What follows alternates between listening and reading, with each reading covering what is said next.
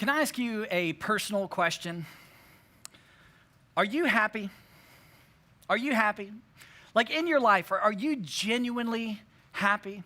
Do you have more positive feelings than negative feelings? Or, the people on the other side of you, maybe your spouse or your son or daughter, or maybe your friends or friends at school, or maybe your neighbors, like when they think about you, do they go, oh man, that's a happy guy, or that's a happy gal? Are you happy? Can I ask you another personal question? What makes you happy? What makes you happy? What are the things, happy by definition is, positive feelings, delight, contentment, joy, perpetual joy. What are the things in your life that you would say, man, it's a catalyst, it's a stimulant, it leads to happiness. What are those things in your life that lead to happiness? What makes you happy? You know what makes me happy? I love clean garages. I mean, if my garage is clean, I'm telling you, it just does something inside of me. And currently my garage is not clean. And I'm telling you, every time I go out in my garage and I see all this junk around and it's like cluttered over here and cluttered over there and the boys' messes, and I'm like, something inside of me, I'm like, But I'm telling you, if I spend an afternoon, or better yet, if I make my boys spend the afternoon and I supervise, that's kind of fun too. And they clean the whole garage, or we clean the whole thing, and then I just stand back out in the driveway, I just cross my arms, and I look at a clean garage that looks something like this. Man, there's just contentment. I just feel just that delight and pleasure. It's awesome. You know what else makes me happy? It's when I get to go to lunch with one of my sons. Because when I try to have a conversation with all five of them, or one of them while all five of them are present, it's like, dad, dad, dad, dad, dad. And I'm just trying to be intentional with one of them. And it's just so distracting. But when I can go just with one of my sons and have lunch, and this is my son Jonathan, and he's got his peppermint shake from Mighty Fine. And as I just sit on the other side of him, and I see him try to drink that shake, and his cheeks are all sucked in because he's sucking so hard, I just see his little face, and I see his eyes, and I ask him questions and discover things about his heart and discover things about what he's dreaming about. And there's new things that I'm learning as his father. I'm just telling you, man, that delights my heart. That makes me happy. You know what makes me happy? Hanging out with friends. Here's Jill and I, and there's Jill in her Top Gun glasses and her white sweater, and she makes me happy, by the way. But when we go hang out with friends and we just have a fun time and have those experiences, and we can just be ourselves around people we trust, I mean, there's something about that has so much joy. And you know what else? I could go on and on, but something else I thought I would share with you that makes me happy is my hair. It really does. and for me, growing up, my dad was bald, and so I just thought I'm going to be bald. I mean, he was, bald at a young age. And so I'm going to be bald. But, in middle school, I saw 90210, if you remember that show, and then Dylan had his hair spiked, and I thought if I'm going to be cool, I might as well spike my hair. And then I've used a lot of Aquanet, very cheap hairspray, like level 19 Aquanet, the strongest hold. And I don't know if that's what's kept my hair. I don't know what happened. But there are days that I just look in the mirror, and I get my hair, and it feels just right. That there's just a feeling that I'm like, I like my hair. I love that. That makes me happy. Perhaps I've digressed. So back to you guys. For real. What makes you? Think about your personal life. Think about the things that cause delight, the things that cause enjoyment, the thing that causes just that contentment. What makes you happy? What's interesting is there's so much research on happiness. In fact, I would highly suggest, go seek it out. Go Google happiness. There's great science about it. In fact, there's a gentleman by the name of Dan Gilbert, and he's a Harvard psychologist, and he's got a lot of research on this. In fact, he wrote a book called Stumbling on Happiness. And in his book, he talks about things in terms of the research, just simply data, that blow up our paradigms and what we think are going to make us happy. For example, in his book, he talks about this. He's got a lot of data on lottery winners. And imagine winning $410 million. I mean, you're like, yeah, I'd like to be in that experiment, But he's got all this data on lottery winners, and he's also got a lot of data on people who've become paraplegics. And he looked at both of the data points, and he says, here's what the research says, is after 12 months, after a year, there is absolutely no change in happiness.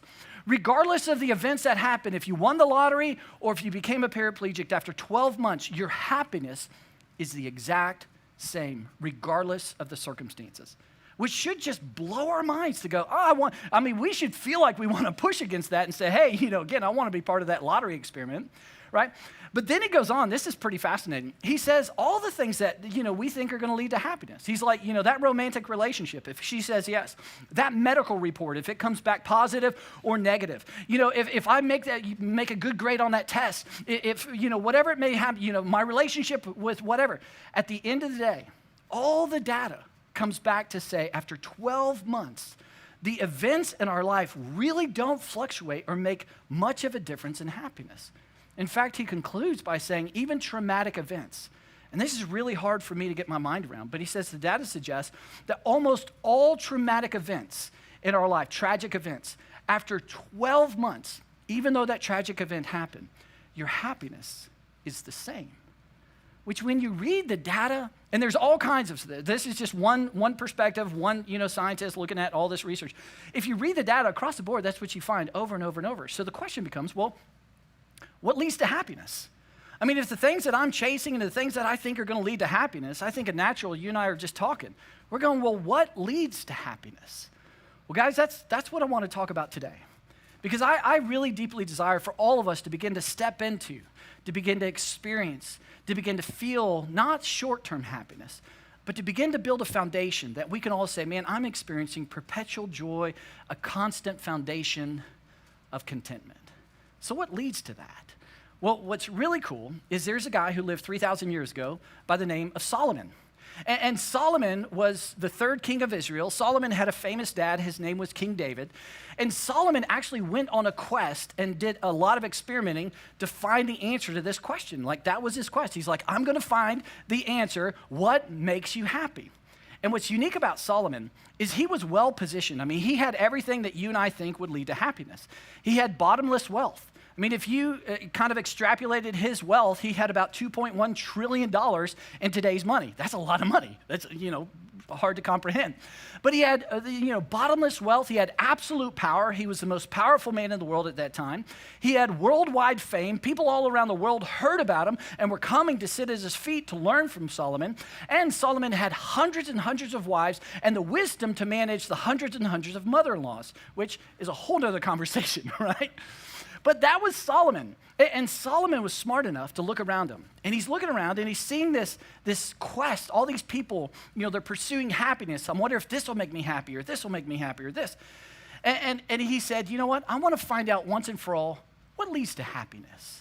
Now, you may think, well, that was 3,000 years ago, so what does that really have to do with today? Times have changed. And you're right, times have changed. We have iPhones and dishwashers. But human psyche has not changed. Because as they pursued happiness 3,000 years ago in their context, today we're doing the exact same thing. In fact, universally speaking, regardless of your belief of afterlife or your belief of God, perhaps the number one quest of humanity is, can I find lasting happiness? And so Solomon says, well, I'm going to take all my wealth, I'm going to take all my resources, and I'm going to see if I can achieve happiness, what it takes. And so he does the experiment, and he's the test subject, which is convenient for him. And so he pursues all these things, and as he's pursuing happiness, he keeps running into three predominant things: time, chance, and death. Time, chance, the randomness of this world, and death. And those three things keep trumping his attempt at happiness. And then he writes a whole letter of all his data and research, and it's called Ecclesiastes. And the way he begins Ecclesiastes is quite depressing. I want to show you what he says in his experiments. He starts this way. The words of the teacher, son of David, king of Jerusalem, that's Solomon. He says, meaningless, says the teacher, utterly meaningless. In case you didn't get it, one more time, everything is meaningless. Now that is a buzzkill. I'm just telling you. Like, really, Solomon? In all your quest and all your attempts, it's just all meaningless?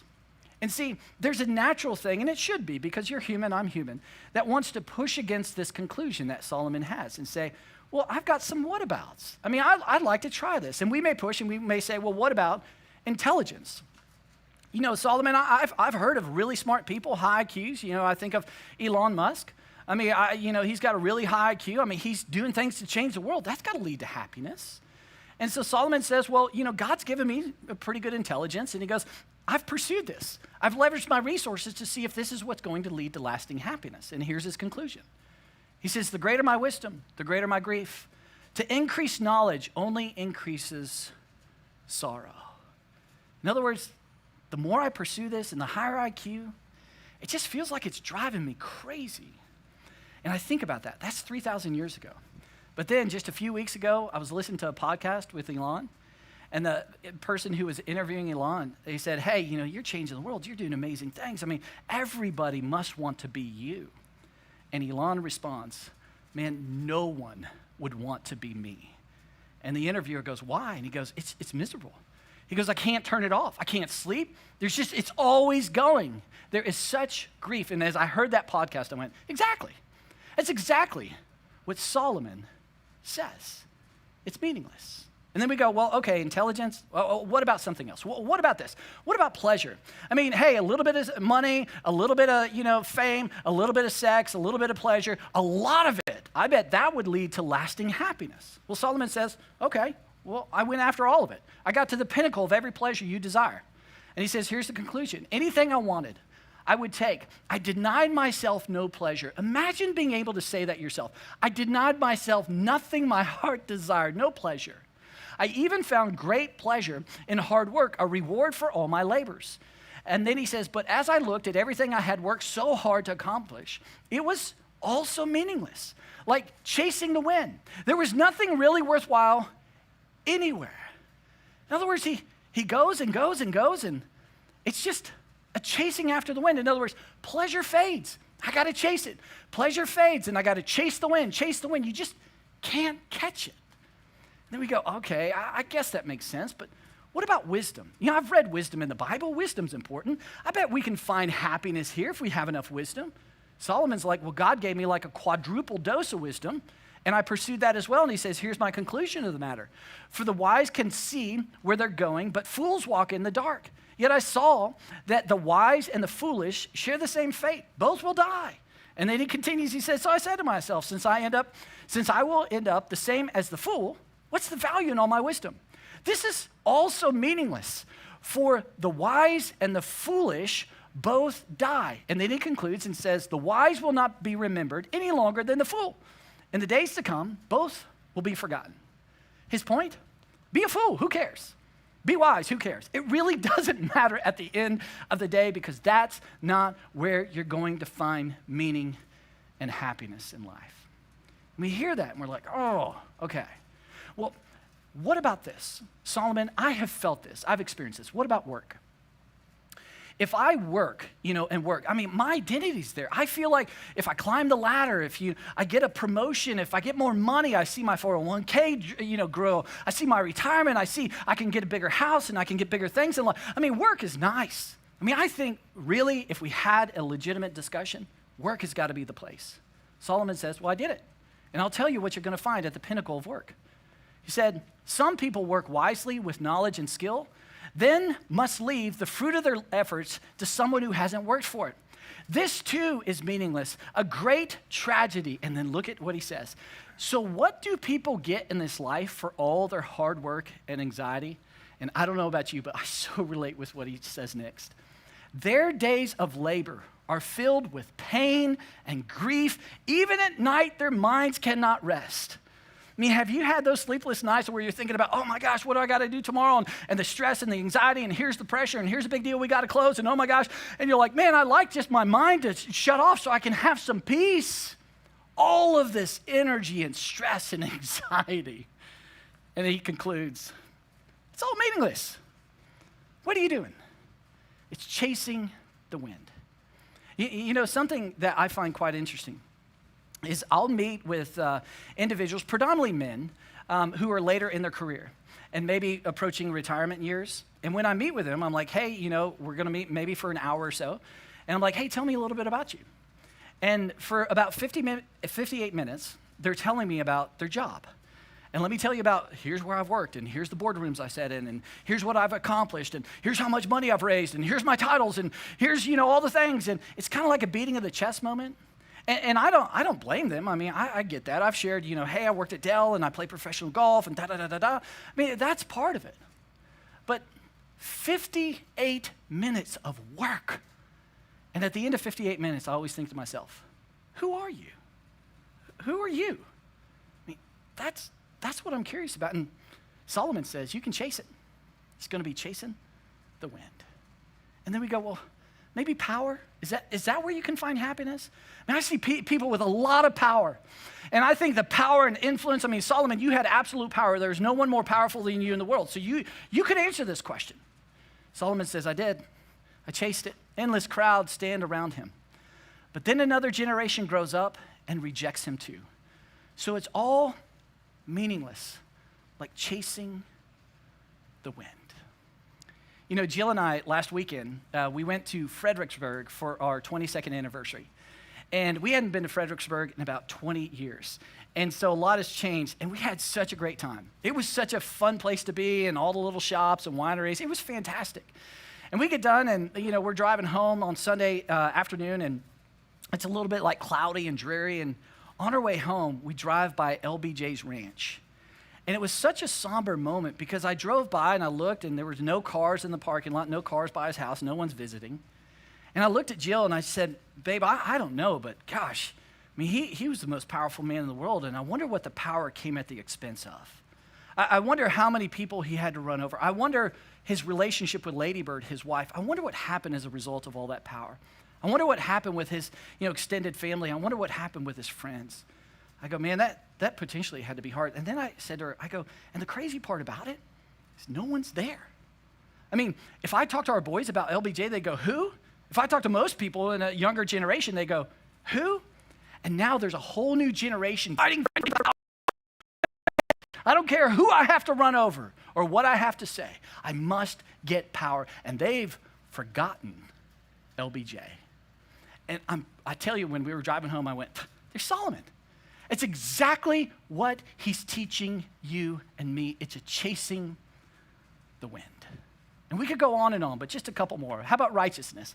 If I just do the right thing, then I'm going to feel good. If I just check all the right boxes, then I'm going to feel this happiness. Solomon says, well, let me tell you where you're going to land. In this life, good people are often treated as though they were wicked. And the wicked people are often treated as though they were good. This is so meaningless. Again, there's randomness in this world. You could do everything right and not get the reward. And then how about talent? Well, what if I'm the most talented in school, most talented on the field, most talented on social media, most talented when it comes to my profession? Solomon says, well, I was. And I got to the pinnacle, and let me tell you in terms of happiness, I've observed something else under the sun. The fastest runner doesn't always win the race, and the strongest warrior doesn't always win the battle. The wise sometimes go hungry, and the skillful are not necessarily wealthy. And those who are educated don't always lead successful life. And then he concludes this way. It's all decided by chance. There's a randomness in this world. You can't defeat it by being in the right place at the right time. And he just goes on and on throughout the entire letter. Quite depressing. So if you want to be depressed, read the letter of Ecclesiastes. But at the end, as I read the letter and just thought about everything Solomon's teaching us about this quest for happiness, I thought, it really is a chasing the wind. As I thought about all the science and all the research that's out on happiness, it's like chasing the wind. It's like this endless pursuit of something we cannot fully obtain.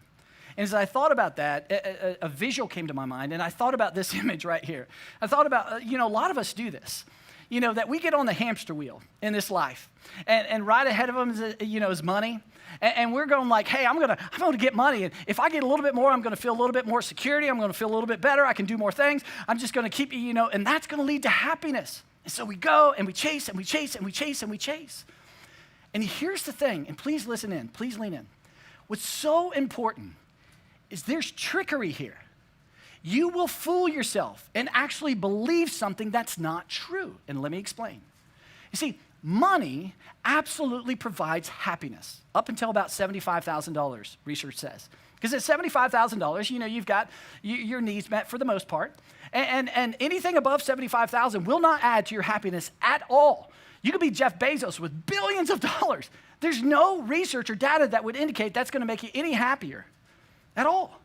And so money, the reason why it's so tricky is because you get the money and then it goes. You get the money and then it goes. And then you got to keep chasing. And then you got to keep chasing because that stimulant of happiness, that feeling of happiness feels good.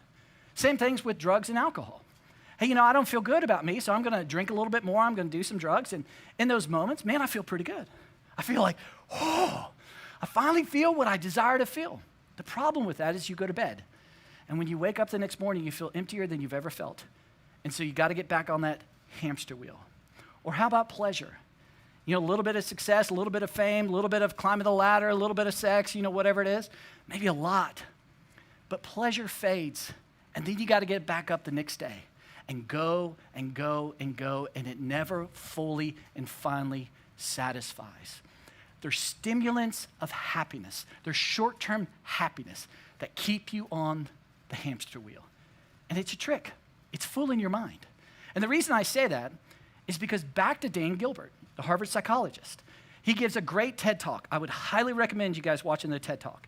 On his TED Talk, the description of TED that summarizes his talk says this. This is so important. Dan Gilbert believes that in our ardent, lifelong pursuit of happiness, most of us have the wrong map. In the same way that optical illusions fool our eyes and fool everyone's eyes in the same way, Gilbert argues that our brains systematically misjudge what will make us happy. And then he concludes this way. And these quirks in our cognition make humans very poor predictors of our own bliss. One of the loneliest moments in your life is when you pursue and you pursue and you pursue the thing that you think is going to deliver the ultimate. And then you get it. And you worked your butt off for it, and it doesn't deliver what you thought. And at that point, you're incredibly, incredibly lonely. That's what Solomon's trying to warn us of. And there's so many examples of this. I'm going to date myself, but think of Deion Sanders. Deion Sanders, I was a fan of him when he's on the Cowboys. Outside of the Cowboys, not a fan of Deion. But on the Cowboys, a fan. And he won the Super Bowl as, a Dallas Cowboy. And if you read about Deion Sanders, after he won the Super Bowl as a Dallas Cowboy, he went home. And he's like, man, this is the ultimate. And he didn't feel it, though. And so what did he do is he's laying in bed after winning the Super Bowl. He goes, maybe there's something else. So he gets on the phone. He orders the most expensive Lamborghini, hundreds and hundreds of thousands. Maybe this is going to do it. Hangs up the phone. And he said after he ordered the most expensive car he could get, after he won the Super Bowl, his biggest question was whether or not to commit suicide, because he had chased so long to deliver something that just wasn't lasting. It wasn't there. And it keeps you on the hamster wheel, and it keeps you moody, because anything that threatens something that your mind has fooled you that's going to provide happiness, you got to protect it. And when you get it, you get happy. When you don't get it, you get mad, and you protect it like crazy, and you push people away. So, that's quite depressing. So, what's the good news?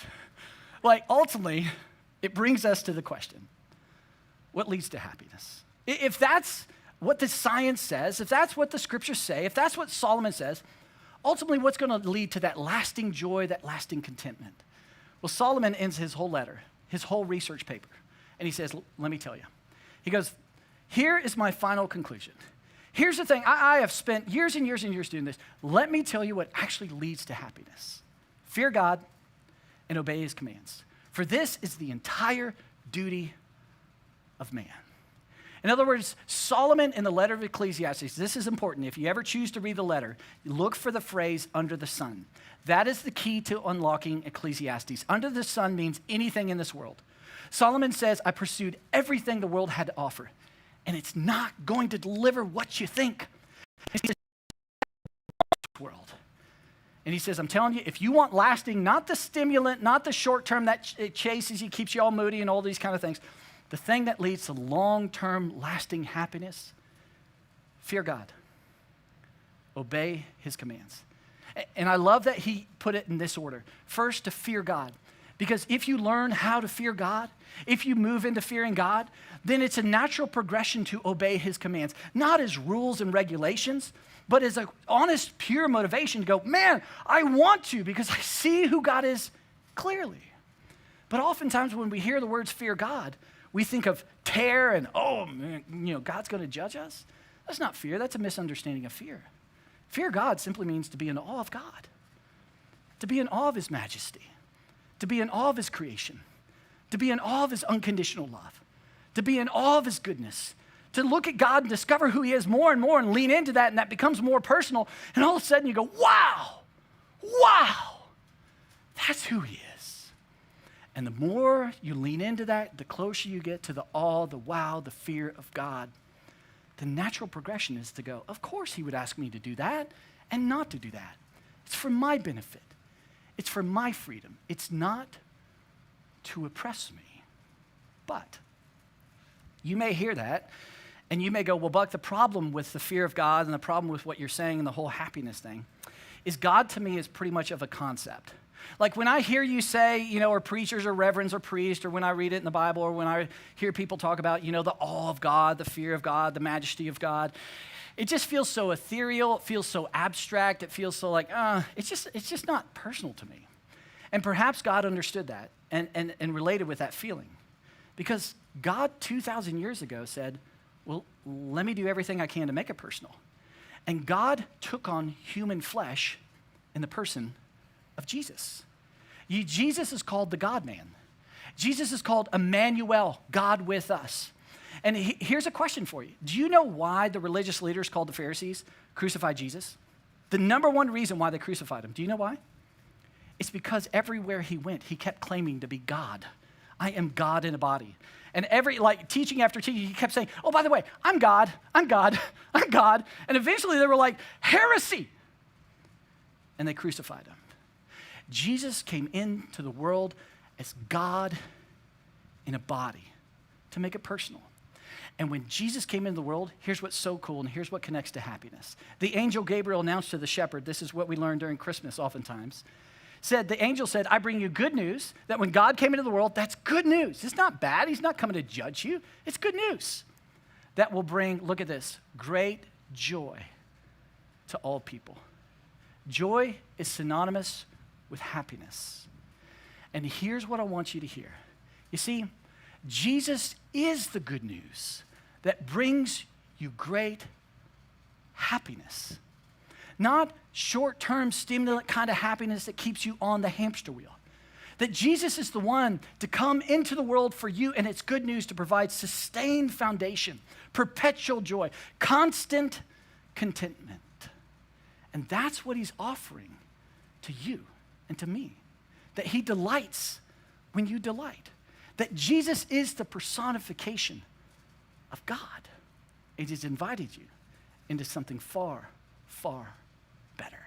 Solomon says, you want to know where lasting happiness is? It's not under the sun.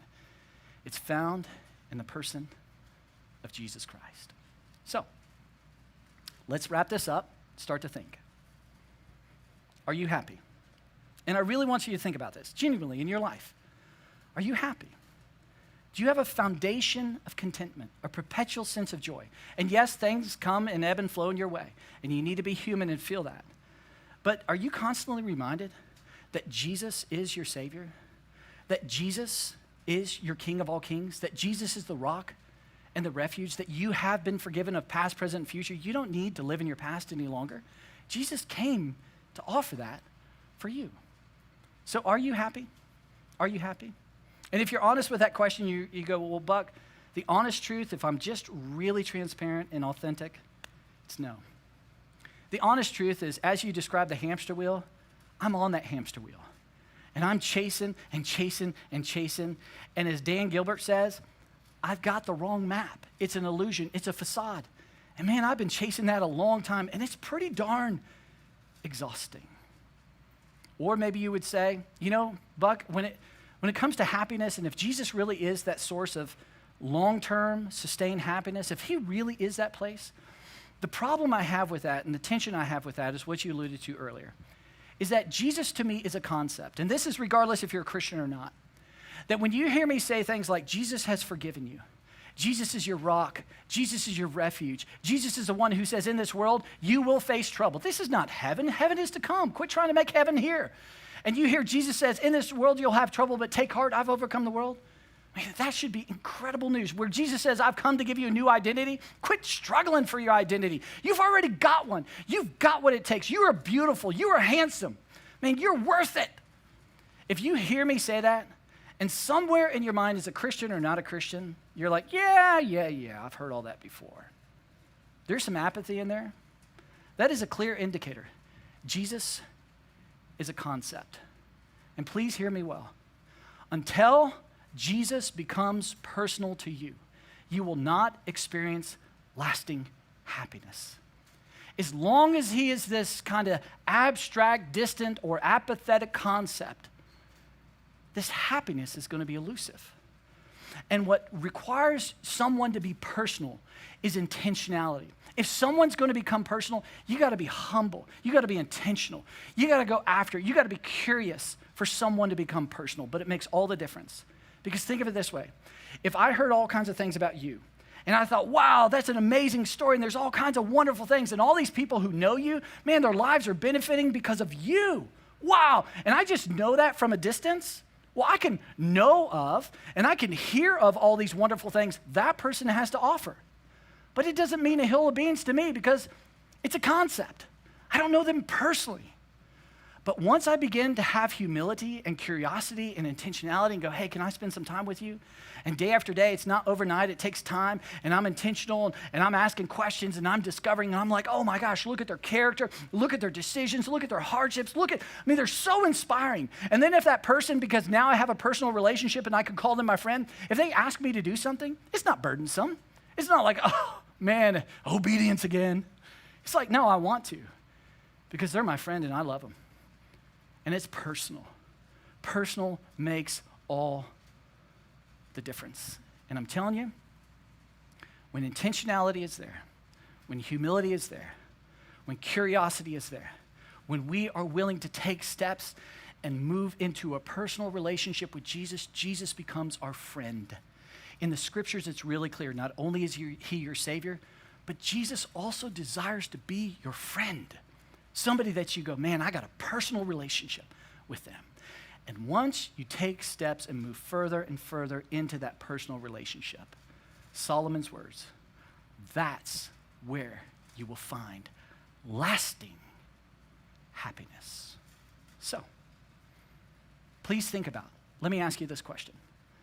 What's just one personal thing you can do to make Jesus more personal to you? Like today, this week, next month, for 2021. The reason why we're doing this series called Nothing Else, and we're concluding it today, is I just simply want nothing else but Jesus for you. I really do. And I want you to think more about Jesus than you've ever thought in your life, because I am utterly convinced the more you think about Jesus, the more he will reveal himself to you. The more Jesus reveals himself to you, the more irresistible he will become. And the more irresistible Jesus becomes to you, the more you will begin to experience what he came. He's good news to give you great happiness. The more you will experience that in your life. So for you, what's one personal thing that you can do to make Jesus more personal to you? And maybe you're here today and maybe you would say, well, Buck, this whole Jesus thing, like I got questions about Jesus. And I'm, these questions are keeping me from having this personal relationship with him. Then I would highly encourage you, one personal thing you can do is what Jordan was talking about with Starting Point. I mean, Starting Point's about to kick off. You can go online and you can go through the Starting Point orientation, ask your questions. I mean, Starting Point is a small group that is the greatest and safest place in the world for you to ask all your questions about Jesus and get to the bottom. Be intentional. Be curious about who he is. Or maybe you're here today and maybe you're a Christian. And maybe, as I talked about the apathy, maybe that's true for you. Maybe you would just go, yeah, every time I hear he forgives or he gives me a new identity or he thinks I'm enough, I'm like, yeah, I've heard that. Really? My goodness. It's Jesus Christ we're talking about. And maybe for you, if that's apathy, I get it. There's an ebb and flow in our relationship. But maybe it's because of a lack of some of the spiritual disciplines. I mean, any personal relationship requires intentionality, requires investment, requires time. And so for you, if you're a follower of Jesus, maybe that's simply just picking up the Bible, reading letters, Matthew, Mark, Luke, and John, all about the life of Jesus. Maybe that's beginning to pray and inviting him into your daily life. Maybe that's serving or giving, I don't know. But maybe the spiritual disciplines, just like in any personal relationship, it requires intentionality. Or maybe a good personal, thing that you can do is read about Jesus. I mean, this whole series is based on this book by Judah Smith called Jesus Is. It's a great book and just begins to give you perspective on who Jesus is. Or read the book by Lee Strobel, Case for Christ. He was an atheist, became a follower of Jesus simply because of the evidence of who Jesus is. And I could go on, but one last thing. If you're not a follower of Jesus, if you're not a Christian and you're tuning in today or you're here today, man, one of the greatest personal things you could do to take a step and lean in and say, is this true? Did Jesus come to give me something better? Is to pray a very simple prayer and just say, Jesus, if you're real, would you reveal yourself to me? Because if he is real, he will reveal himself to you. I promise you that. But if you're willing to pray that prayer, I want you to look. I want you to look. Look for his answer because he will answer that prayer. So for you, what's one personal thing you can do to make Jesus more personal to you? Bottom line, a personal Jesus is good news that brings you great happiness, the very thing that we are on a quest to find. Let me pray for us.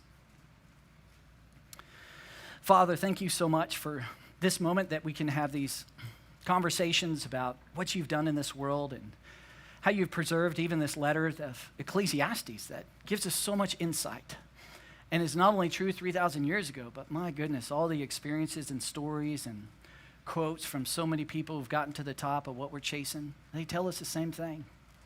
And so, Father, as we think about this idea of a personal relationship with your son, Jesus, I know that hits all of us at different places. And so, Father, the thing that I ask is that you open our eyes to what is that one personal thing that we can do. Whatever that is, Father, would you give us the wisdom to understand what that is, the courage to actually do it? Because, God, I want so much, and I know you do so much, want us to experience what you have for us. It's good, and it's better. So, Father, give us the courage to lean in and make you more personal to us. In Jesus' name.